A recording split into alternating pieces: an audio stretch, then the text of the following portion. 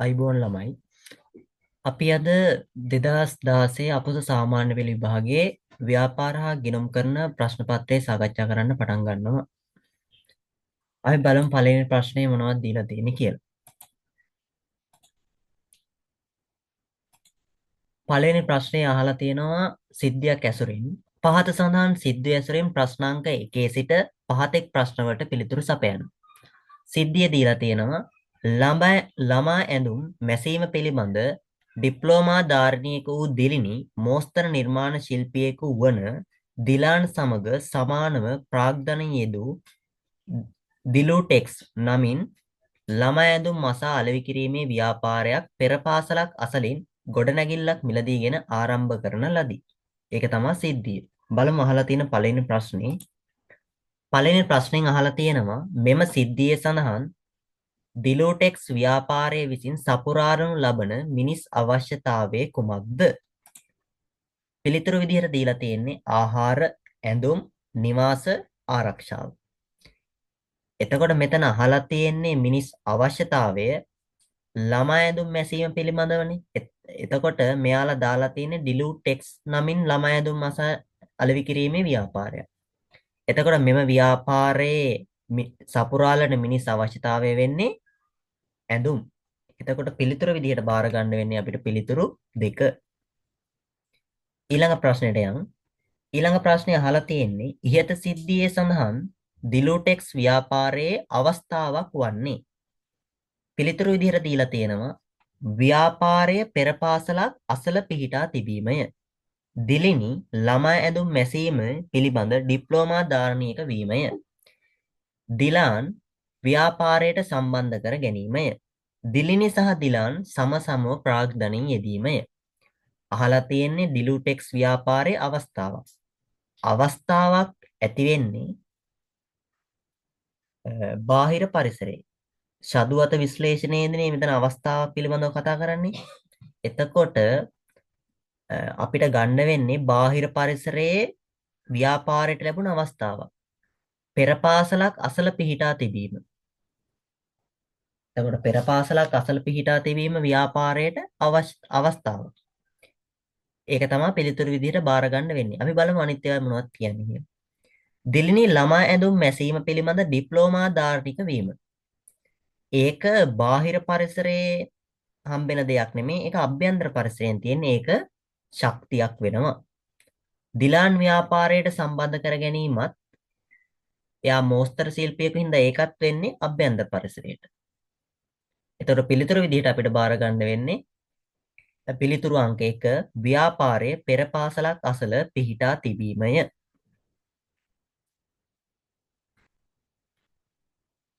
තුන්වෙනි ප්‍රශ්නේ අහලා තියෙනවා මෙම සිද්ධියේ සඳහන් දිලූටෙක්ස් ව්‍යාපාරයේ අයත් ව්‍යාපාර සංවිධාන වර්ගයේ කුමක්ද කියලා. ඒතර සිද්ධියේ තියෙන්නේ දිලිනී දිලානුයි තමයි මේ ව්‍යාපාරය ආරම්භ කරන්නේ. එතකොට මේ ව්‍යාපාරය වෙන්නේ හවුල් ව්‍යාපාරයක්. පිළිතුරු විදිහට දීලා තියෙන්නේ ඒක පුද්ගල, හවුල්, සංස්ථාපිත සමාගම් සහ සමිති සංවිධාන. අපිට මෙතන දිලිනී දිලානුයි දෙන්න එකතු වෙලා ආරම්භ කරන හින්දා ගන්න වෙන්නේ හවුල් ව්‍යාපාරයක් විදිහට. එතකොට පිළිතුරු අංක 2. තුන්වෙනි ප්‍රශ්نين අහනවා හතරවෙනි ප්‍රශ්නේ දිලූටෙක්ස් ව්‍යාපාරයේ විසින් මිලදීගත් ගොඩනැගිල්ල අයත් වන නිෂ්පාදන සාධකයේ කුමක්ද කියලා. බලන්න පිළිතුරු විදිහට දීලා තියෙන්නේ භූමිය, ශ්‍රමය, ප්‍රාග්ධනය, ව්‍යවසායකත්වය. භූමිය කියන්නේ ස්වභාව ධර්මයෙන් ලැබිලා තියෙන දේවල්. ඒතකොට ශ්‍රමය කියන්නේ යම්කිසි නිෂ්පාදන කටයුතු සඳහා සපයන කායික හෝ මානසික වෙහෙස. ඒතකොට ප්‍රාග්ධනය කියන්නේ නිෂ්පාදන සාධකයක් ප්‍රාග්ධනයේ නිෂ්පාදන සාධකයක් විදිහට හඳුන්වන්නේ යම්කිසි නිෂ්පාදනයක් සිදු කිරීමට මිනිසා විසින් නිර්මාණය කරලා තියෙන දෙයක් තමයි ප්‍රාග්ධනය කියලා හඳුන්වන්නේ. ව්‍යවසායකත්වය කියන්නේ භූමිය, ශ්‍රමය, ප්‍රාග්ධනය කියන නිෂ්පාදන සාධක තුනම යොදාගෙන යම්කිසි නිෂ්පාදන කටයුත්තක් සිදු කරන පුද්ගලයාට කියනවා ව්‍යවසායකත්වය කියලා. එතකොට ගොඩනැගිල්ල අයත් වෙන්නේ මෙතනින් ප්‍රාග්ධනය කියන නිෂ්පාදන සාධකයට. එතකොට පිළිතුරු අංක 3. අපි බලමු ප්‍රශ්නේ මොනවද අහලා තියෙන්නේ කියලා. මෙම සිද්ධියේ සඳහන් දිලූටෙක්ස් ව්‍යාපාරයේ සම්බන්ධ නිවැරදි ප්‍රකාශය තෝරන්න. බලමු පිළිතුරු. මෙය භාණ්ඩ නිෂ්පාදන ව්‍යාපාරයකි. මෙය සේවා නිෂ්පාදන ව්‍යාපාරයකි. මෙම ව්‍යාපාර නාමය ලියාපදිංචි කිරීම අනිවාර්ය නොවේ. මෙම ව්‍යාපාරයට නීතිමය පුද්ගල භාවයක් ඇත. අපෙන් අහන්නේ ව්‍යාපාරය සම්බන්ධ නිවැරදි ප්‍රකාශය. එතකොට මෙම ව්‍යාපාරයට නීතිම පුද්ගල භාවයක් ඇත. ඒ පිළිතුර වැරදි. එතකොට හවුල් ව්‍යාපාරයකට නීතිම පුද්ගල භාවයක් නැත. මෙම ව්‍යාපාර නාමය ලියාපදිංචි කිරීම අනිවාර්ය නොවේ.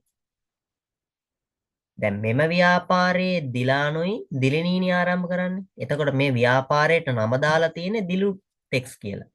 එතකොට දැන් හවුල් ව්‍යාපාරයක් ලියාපදිංචි කරන්න ඕනේ නැත්තේ හවුල්කරුවන්ගේ සම්පූර්ණ නමින් හැර වෙනත් නමකින් පවත්වාගෙන යනවා නම් ලියාපදිංචි කරන්න ඕනේ. දැන් මේක පවත්වාගෙන යන්නේ හවුල්කරුවන්ගේ නමින් නෙමෙයිනේ. ඒ හින්දා මේ ව්‍යාපාරය ලියාපදිංචි කරන්න ඕනේ. එතකොට මේ පිළිතුරත් වැරදි. මේ සේවා නිෂ්පාදන ව්‍යාපාරයකි. සේවා නිෂ්පාදන ව්‍යාපාරයක් නෙමෙයි. මේක සපයන්නේ ළමා ඇඳුම්. ඇඳුම් සපයනවා කියන්නේ මේක භාණ්ඩ නිෂ්පාදන ව්‍යාපාරයක් වෙනවා. එතකොට පිළිතුරු විදිහට බාර ගන්න වෙන්නේ අංක 1 මෙය භාණ්ඩ නිෂ්පාදන ව්‍යාපාරයකි. අපි දැන් පළවෙනි ප්‍රශ්න 5 සාකච්ඡා කරලා ඉවරයි. පළවෙනි ප්‍රශ්න 5ම අහලා තිබ්බේ සිද්ධිය ඇසුරින්. අපි බලමු 6 වෙනි ප්‍රශ්නෙට මොකක්ද අහලා තියෙන්නේ කියලා. 6 වෙනි ප්‍රශ්නෙට අහලා තියෙනවා ව්‍යාපාරයක ස්තනක් දීලා එතෙන්ට අංක 1 දාලා තියෙනවා. යෙදූ මුදලේ සුරක්ෂිතතාවය පිළිබඳ උනන්දුවක් දක්වන අතර එතන හිස්තැනක් දාලා අංක 2 දාලා තියෙනවා. සාධාරණ වැටුප් ලබා ගැනීමට උනන්දුවක් දක්වති කියලා. අපෙන් අහනවා ඉහත ප්‍රකාශයේ 1 හා 2 යන ස්ථානවලට අදාළ නිවැරදි යෙදුම් පිළිවෙලින් දැක්වෙන පිළිතුර තෝරන්නලු. බලමු පිළිතුරු විදිහට දීලා තියෙනවා 1 තරඟකරුවෝ සේවකයෝ 2 අයිතිකරුවෝ සැපයුම්කරුවෝ 3 සේවකයෝ අයිතිකරුවෝ 4 විදිහට දීලා තියෙන්නේ අයිතිකරුවෝ සේවකයෝ. එතකොට දැන් මෙතන අපි බලන්න ඕනේ ව්‍යාපාරයක යෙදූ මුදලේ සුරක්ෂිතතාවය පිළිබඳ උනන්දුවක් දක්වන්නේ කවුද? තරඟකරුවෝ වෙන්න බෑ. සේවකයෝ වෙන්නත් බෑ. අයිතිකරුවෝ. එතකොට 1 සහ 3 පිළිතුරු අයින් කරන්න පුළුවන්. පිළිතුරු විදිහට එන්න ඕනේ 2 හෝ 4. ව්‍යාපාරයක යෙදූ මුදලේ සුරක්ෂිතතාවය පිළිබඳ උනන්දුවක් දක්වන්නේ අනිවාර්යෙන්ම අයිතිකරුවෝ. සල්ලි යොදවන්නේ අයිතිකරුවෝනේ. ඊට පස්සේ දෙවැනි ස්ථානයට අදාළ වෙන්නේ එතන කියන්නේ වැටුප් සාධාරණ වැටුපක් ලබා ගැනීමට උනන්දුවක් වෙන්නේ කවුද? සාධාරණ වැටුපක් ලබා ගැනීමට උනන්දුවක් දක්වන්නේ සේවකයෝ. එතකොට පිළිතුරු විදිහට ගන්න වෙන්නේ අංක 4 අයිතිකරුවෝ සේවකයෝ. ඊට පස්සේ අපි කතා කරන්නේ 7 වෙනි ප්‍රශ්නේ. 7 වෙනි ප්‍රශ්නේ අහන්නේ ව්‍යාපාර පරිසරයේ සිදු වූ සිදුවීම් කිහිපයක් පහත දැක්වේ. හරි. ඒ දීලා තියෙනවා ආබාධිත රණවිරුවන් සැමරීම සඳහා දිනයක් ප්‍රකාශයට පත් කිරීම. B තියෙනවා බැංකු පොලි අනුපාතය ඉහළ දැමීම. C තියෙනවා පාරිභෝගික භාණ්ඩවල මිල ගණන් ඉහළ දැමීම. අහන ප්‍රශ්නේ තමයි ඉහත සිදුවීම් අතුරින් ආර්ථික පරිසර සාධක පමණක් ඇතුළත් පිළිතුර වන්නේ. ආර්ථික පරිසර සාධකයි අහන්නේ. එතකොට ආර්ථික පරිසර සාධක වෙන්නේ මෙතන ආබාධිත රණවිරුවන් සැමරීම සඳහා දිනයක් ප්‍රකාශයට පත් කිරීම කරන්නේ කවුද? ඒක නිකන් රජය වගේ. එතකොට ඒක නිකන් ඇටෙන්නේ දේශපාලන පරිසරයට. බැංකු පොලි අනුපාතය ඉහළ දැමීම ආර්ථික පරිසරයේ. ඒක හරි. ඊට පස්සේ තුන්වෙනි එකේ සීවල අහනවා පාරිභෝගික භාණ්ඩවල මිල ගණන් ඉහළ දැමීම. ඒකත් ආර්ථික පරිසරයේ. එතකොට පිළිතුරු විදිහට ගන්න වෙන්නේ ආර්ථික පරිසර සාධක පමණක් තියෙන පිළිතුර තමා B සහ C. අංක 3 තමා පිළිතුර. අපි බලමු ඊට පස්සේ 8 වෙනි ප්‍රශ්නයට. අහලා තියෙන 8 වෙනි ප්‍රශ්නේ බැංකු මගින් සපයනු ලබන සේවා කිහිපයක් පහත දැක්වේ. එම සේවා අතරින් ජංගම ගිණුම් හිමියෙකුට පමණක් ලබා දෙන සේවාවක් වනුයේ ජංගම ගිණුම් හිමියෙකුට විතරක් දෙන සේවාවක්. උත්තර දීලා තියෙනවා පළවෙනි එක ස්ථාවර නියෝග ක්‍රියාත්මක කිරීම. බැංකු අයිරා පහසුකම් ලබා දීම. 3 ස්ථාවර තැන්පතු පවත්වාගෙන යාම. ඊට පස්සේ හතරවෙනි එක අහලා තිනවා විද්‍යුත් මුදල් ආශ්‍රිත සේවා සැපයීම. ජංගම ගිණුම් හිමියෙකුට පමණක් ලබා දෙන සේවාව මොකක්ද කියලා අහන්න. ස්ථාවර නියෝග ක්‍රියාත්මක කිරීම. ස්ථාවර නියෝග ජංගම ගිණුම් හිමියෙකුට නෙමෙයි වෙනත් ගිණුම් හිමියෙකුට උනත් ක්‍රියාත්මක කරගන්න පුළුවන්. එතකොට මේ පිළිතුර වැරදි. බැංකු අයිරා පහසුකම් ලබා දීම. බැංකු අයිරා පහසුකම් ලබා දීම ජංගම ගිණුම් හිමියෙකුට පමණයි. ඒ ජංගම ගිණුම් හිමියෙකුට විතරයි චෙක් එකක් නිකුත් කරන්න පුළුවන්. එතකොට බැංකු අයිරාවක් කියන්නේ චෙක් පතක් නිකුත් කරන මුදල ගිණුමේ නැත්තම් ගිණුමේ ප්‍රමාණය ගිණුමේ ඇති මුදල් ප්‍රමාණය ඉක්මවා චෙක් පත් නිකුත් කිරීමට අවස්ථාවක් දෙන එකට තමයි බැංකු අයිරාවක් කියන්නේ. ඒතර බැංකු අයිරාවක් ලබා දෙන්න පුළුවන් වෙන්නේ ජංගම ගිණුම් හිමියෙකුට පමණයි. එතකොට පිළිතුරු විදියට ගන්න වෙන්නේ පිළිතුරු අංක 2. බලමු තුන්වෙනි එක ස්ථාවර තැන්පතු පවත්වාගෙන යන්නත් ඕනෑම ගිණුම් හිමියෙකුට පුළුවන්. හතරෙන් කියනවා විද්‍යුත් මුදල් ආශ්‍රිත සේවා සැපීම. ඒකත් ඕනෑම ගිණුම් හිමියෙකුට විද්‍යුත් මුදල් ආශ්‍රිත සේවා සැපයන්නත් පුළුවන්. ඒතර 8 වෙනි ප්‍රශ්නයට අපෙන් අහන්නේ ජංගම ගිණුම් හිමියෙකුට පමණක් ලබා දෙන සේවාව බැංකු අයිරා පහසුකම් ලබා දීම. පිළිතුරු අංක 2. ඊට පස්සේ 9 වෙනි ප්‍රශ්නේ අහලා තියෙනවා මහජන බැංකුවේ ජංගම ගිණුම් හිමියෙකු වන කපිල ලංකා බැංකුවේ ජංගම ගිණුම් හිමියෙකු වන සපුමල්ට චෙක් පතක් නිකුත් කර ඇත. චෙක් පතක් නිකුත් කර ඇත. ඊට පස්සේ අහනවා අපෙන් මෙම සිද්ධියේ සඳහන් චෙක් පතේ අනකරු හා ආදායකයා පිළිවෙලින් දැක්වෙන පිළිතුර තෝරන්නලු. අපෙන් අහන්නේ කවුද? අනකරුයි ආදායකයයි. මහජන බැංකුවේ ජංගම ගිණුම් හිමියෙකු වන කපිල තමා ලංකා බැංකුවේ ජංගම ගිණුම් හිමියෙකු වන සපුමල්ට චෙක් පතක් නිකුත් කරන්න. එතකොට මේකේ අනකරු කවුද? කපිල. අන ලදු වෙන්නේ මහජන බැංකුව, ආදායකයා වෙන්නේ සපුමල්. දැන් අපෙන් අන ලදු ගැන අහන්නේ නැහනේ. අනකරු කපිල, ආදායකයා සපුමල්. පිළිතුර විදිහට බාර ගන්න වෙන්නේ පිළිතුරු අංක 4.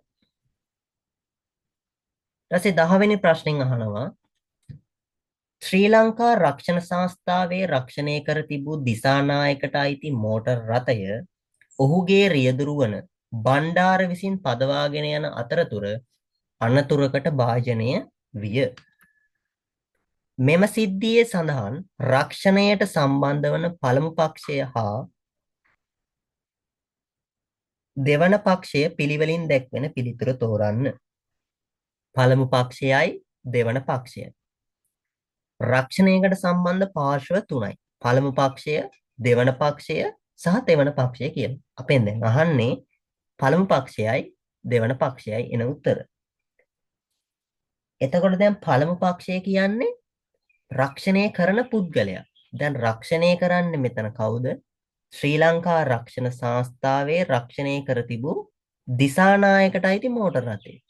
දිසානායක තමයි එතකොට වෙන්නේ පළමු පක්ෂය. ඊට පස්සේ දෙවන පක්ෂය කියන්නේ රක්ෂණ ආයතනය. රක්ෂණ ආයතනය වෙන්නේ ශ්‍රී ලංකා රක්ෂණ සංස්ථාව. ඒතර පිළිතුර වෙන්නේ දිසානායක තමයි පළමු පක්ෂය, දෙවන පක්ෂය වෙන්නේ ශ්‍රී ලංකා රක්ෂණ සංස්ථාව. අංක 1 තමයි පිළිතුරු විදියට බාර ගන්න වෙන්නේ.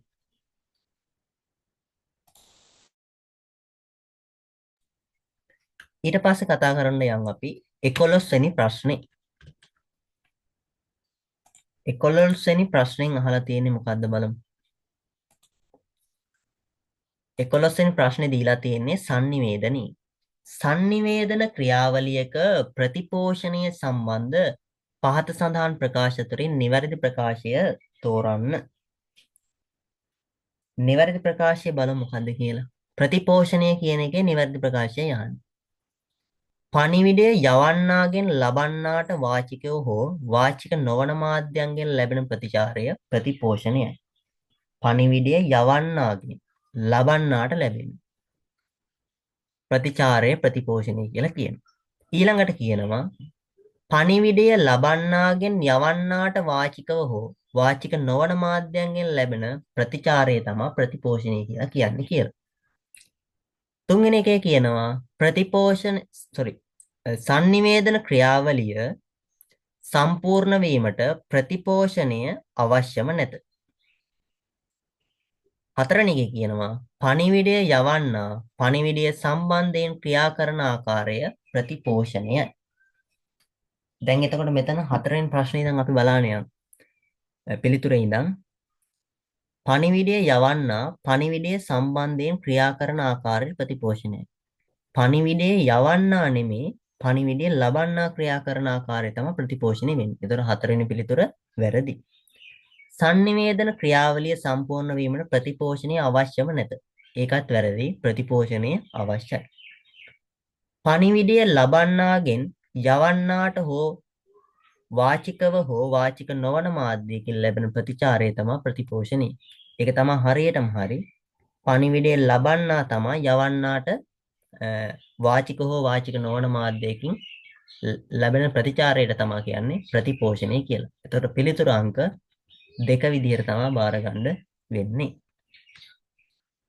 ඊළඟට කතා කරන්න තියෙන්නේ 12 වෙනි ප්‍රශ්නය. 12 වෙනි ප්‍රශ්نين අහනවා භාණ්ඩ ප්‍රවාහනය කරන විශාල නෞකාවකට අදාළ ප්‍රවාහන මූලිකාංග සඳහා නිදසුන් දැක්වෙන පිළිතුර තෝරන්න. ප්‍රවාහන මූලිකාංග සඳහා නිදසුන් තියෙන පිළිතුර. එතකොට වරාය, ගුවන් මාර්ග, ඩීසල් පළවෙනි පිළිතුර. දෙවෙනි එකේ තියෙන්නේ ඩීසල්, වරාය, මහා මාර්ග. තුන්වෙනි එකේ තියෙනවා ජල මාර්ග, ගුවන් තොටුපළ, ඩීසල්. හතරවෙනි එකේ තියෙන්නේ ඩීසල්, ජල මාර්ග, වරාය. අහන්නේ මොකද්ද? භාණ්ඩ ප්‍රවාහනය කරන විශාල නෞකාවකට. නෞකාවකට අදාළ ප්‍රවාහන මූලිකාංග. එතකොට නෞකාවකට අදාළ වෙන ඒවා තමයි මූලිකාංග තමයි ලියන්න ඕනේ. එතකොට නෞකාව කියන්නේ මාධ්‍යද? මාධ්‍ය හැර අනිත් ටික තමයි අපෙන් අහන්නේ. එතකොට මෙතන බලය විදිහට ගන්න වෙන්නේ ඩීසල්, ජල මාර්ග, වරාය. පිළිතුර විදිහට ගන්න වෙන්නේ අංක 4. අනිත් ඒවා ගන්න බෑ. ගුවන් තොටුපොළ ඉන්නේ නැහැ. ගුවන් මාර්ගෙ ඉන්නෙත් නැහැ. මහා මාර්ග නෞකාය යන්නෙත් නැහැ මහා මාර්ග. ඒතකොට මේ පිළිතුර ගන්න බෑ. පිළිතුර අංක 4 ඩීසල්, ජල මාර්ග සහ වරාය. ඊළඟට 13 වෙනි ප්‍රශ්නේ. පහත දැක්වෙන්නේ වෙළඳාමක් සිදු වූ අවස්ථා කිහිපයකි. බලමු අවස්ථා කිහිපය. A දන්සලක් දීම සඳහා සුනිල් සහල් කිලෝග්‍රෑම් 200ක් මිලදී ගැනීම. B වල කියනවා බේකරි හිමියෙකු ධනපාල සිය බේකරි නිෂ්පාදන ආපන ශාලාවලට විකිණීම. C කියනවා ගඩොල් නිෂ්පාදකයෙකු විසින් ගඩොල් 5000ක් ඇයගේම නිවස ඉදිකර සුජාතාට විකිණීම කියලා. අපෙන් අහන ප්‍රශ්නේ ඉහත වෙළඳාම අතරින් සිල්ලර වෙළඳාමට අයත් වනුයේ. සිල්ලර වෙළඳාම කියන්නේ අවසන් පරිභෝජනය සඳහා භාණ්ඩ අලෙවි කිරීම. දැන් දන්සලක් දීම සඳහා සුනිල් සහල් කිලෝග්‍රෑම් 200ක් මිලදී ගැනීම. සුනිල් ඒ ටික ගත්තේ එතකොට දන්සල දෙන්න. එතකොට දන්සලෙන් මේකේ පරිභෝජනය අවසන් වෙනවා. එතකොට ඒක සිල්ලර වෙළඳාමට අයත් වෙනවා. එතකොට ඒ නිවැරදි. B වල කියන්නේ බේකරි හිමියෙකු ධනපාල සිය බේකරි නිෂ්පාදන ආපන ශාලාවලට විකිණීම. ආපන ශාලාවලට විකුණද්දී එතන අවසන් පරිභෝජනයක් වෙන්නේ නැහැ. එතකොට ආපන ශාලාවෙන් විකුණද්දී තමයි අවසන් පරිභෝජනයක් එන්නේ. දැන් ධනපාල ආපන ශාලාවට දැම්මම මෙතන වෙන්නේ තොග වෙළඳාම. සිල්ලර වෙළඳාමක් නෙමෙයි. එතකොට B පිළිතුර බාර ගන්න බෑ. C වල තියෙනවා ගඩොල් නිෂ්පාදකයෙකු විසින් ගඩොල් 5000ක් ඇයගේම නිවස ඉදිකරන සුජාතාට විකිණීම. එතකොට සුජාතාට දුන්නාමත් එතනත් පරිභෝජනයෙන් අවසන් වෙනවා. ඒ නිවස හදලා ඉවරුනාට පස්සේ ඒක නැවත කොහෙටවත් විකුණන්න බෑ. එතකොට ඒකත් අයිති වෙන්නේ සිල්ලර වෙළඳාමට. ඒතර උත්තර විදියට ගන්න වෙන්නේ A හා C. පිළිතුර විදියට එන්නේ පිළිතුරු අංක 2. ඊළඟට යම් ප්‍රශ්නාංක 14. විදුහල්පතිතුමා විසින් වාර්ෂික නිවාසාන්තර ක්‍රීඩා උත්සවය සාර්ථකව පැවැත්වීම සඳහා කමිටු පිහිටුවා සමාජිකයන් පත් කරන ලදී. අහන ප්‍රශ්නේ තමයි මෙය අයත් වන්නේ කළමනාකරණ ක්‍රියාවලියේ කුමන කාර්යයටද? කළමනාකරණ ක්‍රියාවලියේ කාර්යයන් හතරයි. 1. සැලසුම්කරණය, 2. සංවිධානකරණය, 3. මෙහෙයවීම, 4. පාලනය. සැලසුම්කරණය කියන්නේ කුමක් හෝ තීරණයක් ගන්න. සංවිධානකරණය කියන්නේ අවශ්‍ය තනතුරු සඳහා තනතුරු බෙදලා දෙනවා. වැඩ ටික බෙදලා දීමක් තමයි සංවිධානකරණය වෙන්නේ. මෙහෙයවීමේදී වෙන්නේ මානව සම්පත නිසලෙස හසුරුවන. පාලනයේදී වෙන්නේ අපේක්ෂිත ප්‍රතිඵලයයි සත්‍ය ප්‍රතිඵලය අතර වෙනසක් තියෙනවා නම් ඒක හඳුනාගෙන නිවැරදි කිරීමට ක්‍රියාමාර්ග ගන්න. දැන් මෙතන විදුහල්පතිතුමා කරන්නේ වාර්ෂික නිවාසාන්තර උත්සවයේ සාර්ථක පැවැත්වීම සඳහා කමිටුවට සමාජිකින් පත් කරනවා. සමාජිකින් පත් කරනවා කියන්නේ තනතුරු හදලා දීලා වැඩ ටික බෙදලා දීමක් තමයි එතන සිදු වෙන්නේ. එතකොට එතෙන්ට ගන්න වෙන කළමනාකරණ ක්‍රියාවලිය තමයි සංවිධානකරණය. එතකොට පිළිතුරු විදිහට ගන්න වෙන්නේ පිළිතුරු 2 සංවිධානකරණය. ඊළඟට 15 වෙනි ප්‍රශ්නේ. සෙල්ලම් භාණ්ඩ අලෙවි කරන ව්‍යාපාරයක් විසින් අවුරුදු 5ට අඩු ළමයෙකුගේ උපන්දිනේදා සිදු කරනු ලබන ඕනෑම මිලදී ගැනීමක් සඳහා සෙල්ලම් භාණ්ඩයක් නොමිලේ ලබා දේ.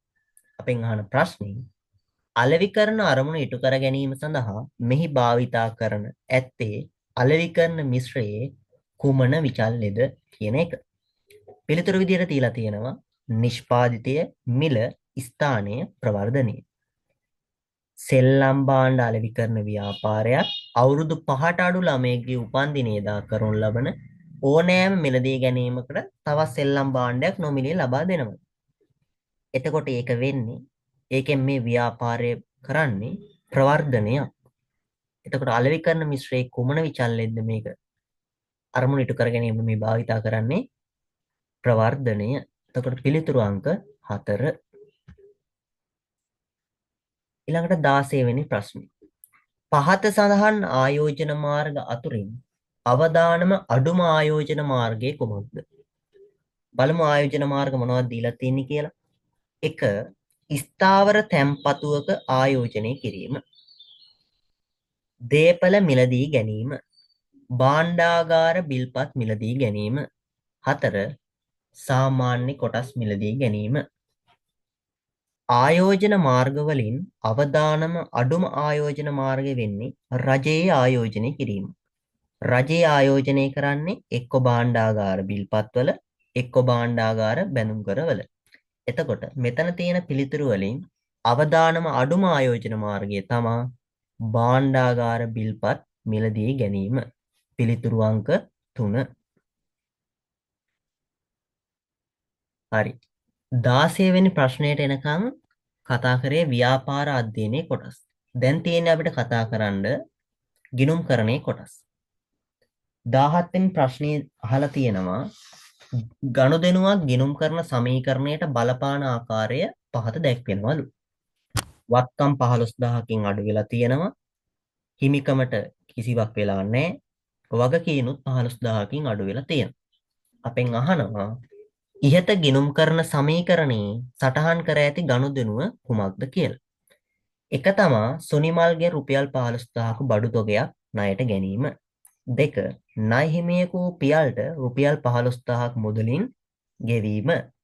3 වෙනි එකේ තියෙනවා කඩකොලිය රුපියල් 15000ක් මුදලින් ගෙවීම. 4 තියෙනවා අයිතිකරු රුපියල් 15000ක් පෞද්ගලික ප්‍රයෝජනයට ගැනීම. අපි දැන් මේ එකින් එක සමීකරණයට දාලා බලමු ඉහත ආකාරයට නිරූපණය වෙන ගනුදෙනුව මොකක්ද කියලා.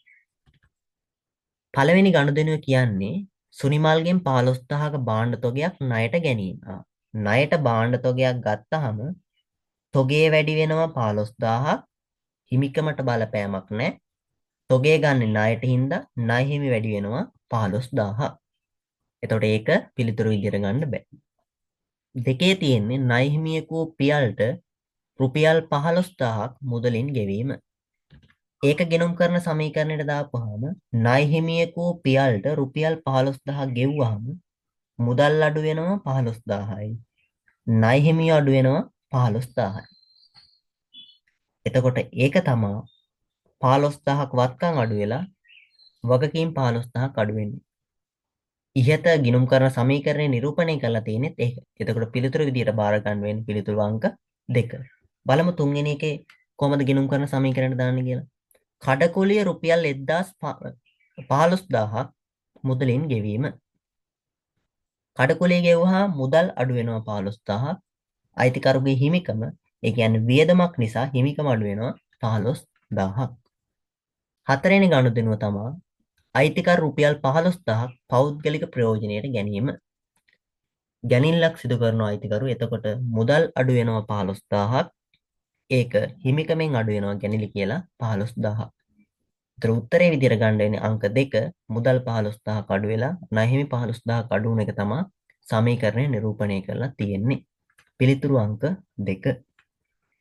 ඊට පස්සේ තියෙනවා 18 වෙනි ප්‍රශ්නය.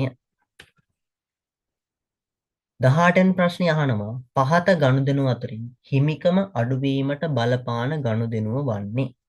හිමිකම අඩුවීමට බලපාන ගනුදෙනුව කුමක්ද කියලා අහන්න. බලමු පිළිතුරු. අංක 1ට දීලා තියෙනවා අයිතිකරු රුපියල් 10000ක අමතර ප්‍රාග්ධනයක් යෙදවීම. දෙකේ තියෙනවා ව්‍යාපාරයට රුපියල් 6000ක ආදායමක් මුදලින් ලැබීම. ඊට පස්සේ තුන්වෙනි කියනවා 110ක වට්ටමකට යටත්ව ණය හිමියෙකුට මුදල් ගෙවීම. හතරවෙනි එකේ කියනවා රුපියල් 2500ක රක්ෂණ ගාස්තු මුදලින් ගෙවීම. අපි බලමු එකින් එක සමීකරණයට දාලා හිමිකම අඩු වෙන ගනුදෙනු මොකක්ද කියලා. පළවෙනි ගනුදෙනුව අයිතිකරු රුපියල් 10000ක අමතර ප්‍රාග්ධනයක් යෙදවීම. ඒතර ඒක දාපුවාම වත්කම් වැඩි වෙනවා මුදල් පැත්තේ මුදල් කියලා 10000ක් හිමිකම වැඩි වෙනවා ප්‍රාග්ධනය කියලා 10000ක්. අපෙන් අහන හිමිකම අඩු වෙන උත්තරේනේ. ඒතකොට පළවෙනි පිළිතුර වැරදි. දෙවෙනි එක කියන්නේ ව්‍යාපාරයට රුපියල් 6000ක ආදායමක් මුදලින් ලැබීම. බලමු මේක සමීකරණයට දාපුවාම මුදල් වැඩි වෙනවා 6000ක් හිමිකම වැඩි වෙනවා 6000ක් ආදායම් නිසා. ඒතර මේ පිළිතුරත් වැරදි. තුන්වෙනි ප්‍රශ්නේ 110ක වට්ටමකට යටත්ව ණය හිමියෙකුට මුදල් ගෙවීම. ණය හිමියෙකුට මුදල් ගෙවුවා නම් වත්කම් පැත්තෙන් මුදල් අඩු වෙනවා. වගකීම් පැත්තෙන් ණය හිමිත් අඩු වෙනවා. අතන 110ක වට්ටමක් දෙන හින්දා ණය හිමියෙකුට මුදල් ගෙවීමේදී අපිට ලැබෙන්නේ ලද වට්ටම්. ලද වට්ටම් ආදායමක් හින්දා හිමිකම වැඩි වෙනවා. එතකොට ඒ පිළිතුරත් වැරදි. හතරවෙනි පිළිතුර බලමු රුපියල් 2500ක රක්ෂණ ගාස්තුව මුදලින් ගෙවීම. ඒක සමීකරණයට දාපුවම මුදල් අඩු වෙනවා 2500ක්. රක්ෂණ ගාස්තු කියන්නේ වියදමක් හින්දා හිමිකමත් අඩු වෙනවා 2500ක්. එතකොට පිළිතුරු විදිහට අපිට බාර ගන්න වෙන්නේ පිළිතුරු අංක 4. ඊළඟට 19 වෙනි ප්‍රශ්නය. 19 වෙනි ප්‍රශ්නය අහන්නේ ගනුදෙනුවක් සටහන් කිරීමට අදාළ දිත්ත සටහනක් පහත දැක්වේ. බලමු දිත්ත සටහන. දිත්ත සටහන තමා මුදල් ගිණුම හර 5000යි ණය ගැති ගිණුම බැර 5000යි. අහන ප්‍රශ්නය තමා අපෙන් සිදු වී ඇති ගනුදෙනුව වන්නේ කුමක්ද කියලා. පිළිතුරු බලමු. එකේ දීලා තියෙනවා රුපියල් 5000ක් වටිනා බඩු තොගයක් ණයට විකිණීම. දෙකේ කියනවා ණය ගැතියන්ගෙන් රුපියල් 5000ක මුදල් ලැබීම. තුන්වෙනි එකේ කියනවා රුපියල් 5000ක බඩු තොගයක් අත්පිට මුදලට විකිණීම. හතරවෙනි එකේ කියන්නේ ණය ගැතියන්ගේ රුපියල් 5000ක් බොල් ණය ලෙස කපා හැරීම. අපි දැන් මේ එකින් එකට දිත්ත සටහන් ලියලා බලමු. මොකද්ද මෙතන දිත්ත සටහනට ගැලපෙන ගනුදෙනුව කියලා. අංක 1 තියෙන්නේ රුපියල් 5000ක් වටිනා බඩු තොගයක් ණයට විකිණීම. ණයට වික්කහම දිත්ත සටහන වෙන්නේ ණය ගැති ගිණුම හර 5000යි විකුණුම් ගිණුම බැර 5000යි. එතකොට ඒක නෙමේ ඉහත දිත්ත සටහනින් නිරූපණය කරලා තියෙන්නේ. ඒතර පළවෙනි පිළිතුර වැරදි. දෙවෙනි එකේ කියනවා ණය ගැතියෙක්ගෙන් රුපියල් 5000ක් මුදල් ලැබීම. ඒකේ දිත්ත සටහන වෙන්නේ මුදල් ගිණුම හර 5000යි ණය ගැති ගිණුම බැර 5000යි. අන්න ඒ දිත්ත සටහන ඉහත දීලා තියෙන දිත්ත සටහනට සමානයි. එතකොට පිළිතුර වෙන්නේ පිළිතුරු අංක 2. බලමු තුන්වෙනි එකට එන දිත්ත සටහන මොකක්ද කියලා. තුන්වෙනි ගනුදෙනුව තමා රුපියල් 5000ක බඩු තොගයක් අත්පිට මුදලට විකිණීම. අත්පිට මුදලට විකුණාම දිත සටහන මුදල් ගිණුම හර විකුණුම් ගිණුම බැර. එතකොට ඒකත් පිළිතුර නෙමෙයි. හතරෙන් පිළිතුර තමා බොල් ණය ගිණුම හර 5000යි ණය ගැති ගිණුම බැර 5000යි. ඒක කියන්නේ ණය ගැතියෙක්ගෙන් රුපියල් 5000ක් බොල් ණය ලෙස කපා හැරීම. බොල් ණය ගිණුම හර 5000යි ණය ගැති ගිණුම බැර 5000යි. ඒතර පිළිතුර විදිහට බාර ගන්න වෙන්නේ පිළිතුරු අංක 2. අපි යන් අද දවසේ අවසාන ප්‍රශ්නය 20 වෙනි ප්‍රශ්නය. 20 වෙනි ප්‍රශ්නය අහනවා පහත x තීරුවේ ගිණුම් වර්ගද y තීරුවේ ලෙජර් ගිණුම්ද කීපයක්ද වේ. බලමු. x තීරුවේ තියෙනවා වත්කම් වගකීම් ආදායම් වියදම් කියලා. y තීරුවේ තියෙනවා වේතන විකුණුම් ණය ගැති උපජිත විදුලි වියදම් කියලා. අහන ප්‍රශ්නය තමයි x තීරුවේ සඳහන් ගිණුම් වර්ග y තීරුවේ ලෙජර් ගිණුම් සමග අනුපිළිවෙලින් ගැලපූ විට ලැබෙන පිළිතුර. ගලපුවාම ලැබෙන පිළිතුර. බලමු. වත්කම් ගිණුම ගැලපෙන්නේ වත්කමක් වෙන්නේ උතනින් ණය ගැති ගිණුම. එතකොට 1ට c. 1ට c. ඊට පස්සේ දෙකේ කියනවා වගකීම් ගිණුම. වගකීම් ගිණුමට උතනින් ගැලපෙන පිළිතුර වෙන්නේ උපජිත විදුලි වියදම් අංක d. 2ට d. ඊට තුන්වෙනි එකේ කියනවා ආදායම් ගිණුම. ආදායම් ගිණුමට උතනින් ගැලපෙන්නේ විකුණුම් ගිණුම. එතකොට 3ට b. හතරවෙනි එකේ කියනවා විදුලි වියදම්. විදුලි වියදම් ගිණුම. වියදම් ගිණුමට උතන තියෙන උදාහරණය තමයි වේතන ගිණුම. එතකොට විදුලි වලට වියදම් වලට එන්නේ වේතන 4ට a. ඒතර පිළිතුර වෙන්න ඕන C D B A. C D B A. පිළිතුරු අංක 3. හරි. අපි 2016 ව්‍යාපාර ගිණුම් කරන අධ්‍යයනයේ ප්‍රශ්න පත්‍රයේ පළවෙනි ප්‍රශ්න 20 සාකච්ඡා කරලා ඉවරයි. අපි ඊළඟ දවසේ ඊතුරු ප්‍රශ්න 20 සාකච්ඡා කරනවා.